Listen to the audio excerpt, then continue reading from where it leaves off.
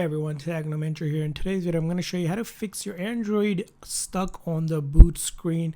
There's a couple of things you can do in order to fix it. Very first thing is make sure your device is actually charged. You want to charge at least 30 minutes. A low battery can cause boot issues, so it's important that you charge. Sometimes you may think it's charging, but it's not. Change out the cable, use a different cable, make sure there's no dust or lint preventing the connection, or even use a wireless charger if your phone has wireless charging to make sure that it's actually charged. Now, once it's charged, this is the step you're going to do. Depending on which boot menu you're in, most of the time you can actually force restart the phone. In order to do that, you're going to take the side button and the volume down button at the same time, and you're going to press and hold for about 10 to 30 seconds, or depending on, until you can get it to completely turn off and go black like this. And we're going to wait for the logo to appear before we let go. So we're going to wait here to see if it comes up with something on our screen, and we will let go of our device. So here it's still taking a little bit of time,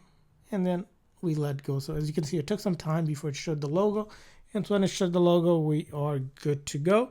Now, if for some reason you get into this mode and it doesn't turn right away, don't worry. Just navigate using your volume up and down to first reboot your system. Now, if you don't see a reboot, there might be a clearing cache as well partition. You can also do that as well. So I'm going to click on here, the option to select with the side button to reboot now.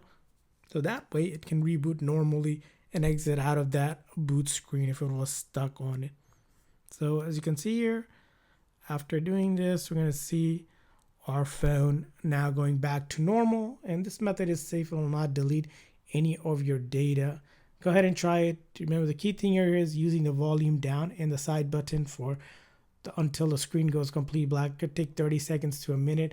On some model of Android phone, you may have to use the volume up and the side button, or a combination. So look that up for your model if it's not working exactly the way I described it.